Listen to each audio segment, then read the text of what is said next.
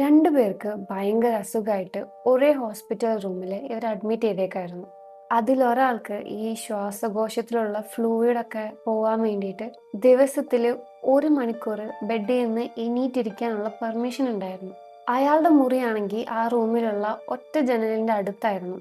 പക്ഷെ രണ്ടാമത്തെ ആൾക്ക് എണീറ്റിരിക്കാൻ ഒന്നും പറ്റില്ല. അയാൾ ബെഡിൽ തന്നെ എല്ലാ ദിവസവും അങ്ങനെ കിടക്കണം. അവർ മണിക്കൂറുകളോളം സംസാരിക്കായിരുന്നു. അവരുടെ വൈഫിനെക്കുറിച്ചും ഫാമിലിയെക്കുറിച്ചും വീടിനെക്കുറിച്ചും ജോലിയെക്കുറിച്ചും ഒക്കെ അവർ ഷെയർ ചെയ്യും. പണ്ട് മിലിറ്ററിയിലുണ്ടായിരുന്ന കാര്യങ്ങളും വെക്കേഷൻ പോയ സ്ഥലങ്ങളെക്കുറിച്ചൊക്കെ അവർ സംസാരിക്കും. ഓരോ ദിവസവും ഉച്ച കഴിഞ്ഞ് ജനലിനടുത്തുള്ള ആൾ എഴുന്നേറ്റിരിക്കുമ്പോൾ പുറത്ത് കാണുന്ന കാഴ്ചകളെല്ലാം തൻ്റെ റൂംമേറ്റിന് വിവരിച്ചു കൊടുക്കും. മറ്റേയാൾ ആ 1 മണിക്കൂറിന് വേണ്ടിയാണ് ജീവിച്ചിരുന്നത്. ആ സമയത്ത് പുറം ലോകത്തെ ആക്ടിവിറ്റികളും കളറുകളും ഒക്കെ കേൾക്കുമ്പോൾ അയാളുടെ മൈൻഡ് ശരിക്കും ഒന്ന് ഫ്രഷ് ആവും. ജനലിനപ്പുറത്ത് മനോഹരമായ ഒരു ലേക്കും പാർക്കും ഉണ്ടെന്ന് ജനലിനടുത്തുള്ള ആള് പറയും. വെള്ളത്തിൽ താറാവുകളും അരയന്നങ്ങളും കളിക്കുന്നു. കുട്ടികൾ അവരുടെ കുഞ്ഞു ബോട്ടുകൾ ഒഴുക്കുന്നു.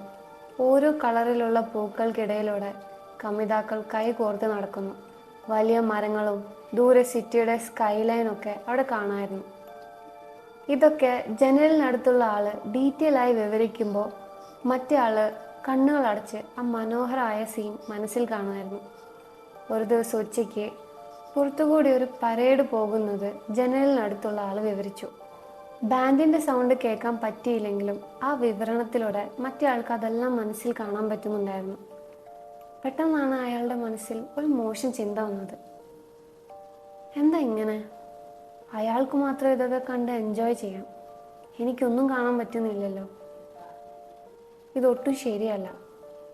ആദ്യം ഇങ്ങനെ ചിന്തിച്ചപ്പോൾ അയാൾക്ക് കുറച്ച് നാണക്കേട് തോന്നി. പക്ഷെ ദിവസങ്ങൾ കഴിഞ്ഞപ്പോൾ ഈ അസൂയ കൂടി വരികയും അതൊരു ദേഷ്യമായി മാറുകയും ചെയ്തു. അയാൾ എപ്പോഴും അതിനെക്കുറിച്ച് ഓർത്ത് വിഷമിക്കാൻ തുടങ്ങി. സമാധാനമായി ഉറങ്ങാൻ പോലും അയാൾക്ക് പറ്റിയില്ല.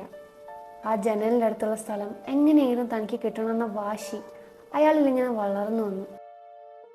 ആ ജനലിനടുത്തുള്ള സീറ്റ് തനിക്ക് കിട്ടണമെന്ന ചിന്ത അയാളുടെ മൈൻഡിനെ കംപ്ലീറ്റ് ആയിട്ട് കൺട്രോൾ ചെയ്യാൻ തുടങ്ങി. ഒരു ദിവസം രാത്രി അയാൾ സീലിങ്ങിലേക്ക് നോക്കി കിടക്കുമ്പോൾ ജനലിനടുത്തുള്ള ആൾക്ക് പെട്ടെന്ന് ഭയങ്കരമായ ചുമ വന്നു. ശ്വാസകോശത്തിൽ വെള്ളം നിറഞ്ഞത് കാരണം അയാൾ ശ്വാസം കിട്ടാതെ ചോക്കിങ് ചെയ്യായിരുന്നു. ആ ഇരുട്ടുമുറിയിൽ അയാൾ ശ്വാസം കിട്ടാതെ പിടയുന്നത് മറ്റേ ആൾ നോക്കിക്കിടന്നു. ഹെൽപ്പിനായി നഴ്സിനെ വിളിക്കാനുള്ള ബട്ടൺ അമർത്താൻ ആ പാവം പാടുപെടുന്നുണ്ടായിരുന്നു. പക്ഷെ മറ്റേ ആൾ ഇതൊക്കെ കണ്ടിട്ടും അനങ്ങാതെ കിടന്നു.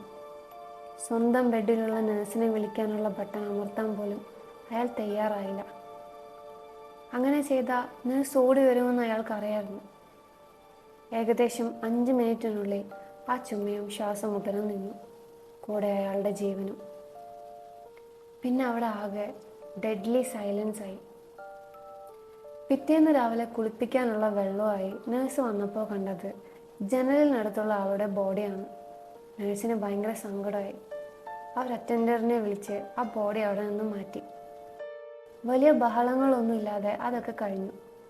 കുറച്ച് സമയം കഴിഞ്ഞപ്പോൾ തന്നെ ആ ജനലിനടുത്തുള്ള ബെഡിലേക്ക് മാറ്റാമോ എന്ന് അയാൾ നഴ്സിനോട് ചോദിച്ചു. നഴ്സ് സന്തോഷത്തോടെ അയാൾ ആ സീറ്റിലേക്ക് ഷിഫ്റ്റ് ചെയ്തു. അയാൾക്ക് കംഫർട്ടബിൾ ആണെന്ന് ഉറപ്പുവരുത്തിയ ശേഷം നഴ്സ് അവിടെ നിന്ന് പോയി. വലിയ വേദന സഹിച്ചും അയാൾ തൻ്റെ ഒരു കൈമുട്ടിൽ പതുക്കെ ഒന്ന് കുത്തി എഴുന്നേറ്റ് നിന്നു. ഒടുവിൽ ആ കാഴ്ചകളെല്ലാം നേരിട്ട് കാണാൻ പോകുന്നതിൻ്റെ സന്തോഷത്തിലായിരുന്നു അയാൾ. അയാൾ കഷ്ടപ്പെട്ട് ആ ജനലിലൂടെ പുറത്തേക്ക് നോക്കി. പക്ഷേ അവിടെ വേറെ ഒരു ബ്ലാങ്ക് ആയ ചുമര് മാത്രമായിരുന്നു ഉണ്ടായിരുന്നത്. മരിച്ചുപോയ തൻ്റെ റൂംമേറ്റ് എന്തിനായിരിക്കും പുറത്ത് ഇത്രയും മനോഹരമായ കാഴ്ചകളെക്കുറിച്ച് ഇല്ലാത്ത നുണ പറഞ്ഞിട്ടുണ്ടാവുക എന്ന് അയാൾ ആ നഴ്സിനോട് ചോദിക്കും. അപ്പോൾ നഴ്സ് പറഞ്ഞത് അയാൾക്ക് കണ്ണ് കാണാൻ പറ്റില്ലായിരുന്നു. ഈ കാണുന്ന ചുമര് പോലും അയാൾക്ക് കാണാൻ പറ്റിയിട്ടില്ല. നിങ്ങളെ ഒന്ന് എൻകറേജ് ചെയ്യാനും സന്തോഷിപ്പിക്കാനുമായിരിക്കും അയാൾ അങ്ങനെ കള്ളം പറഞ്ഞത്.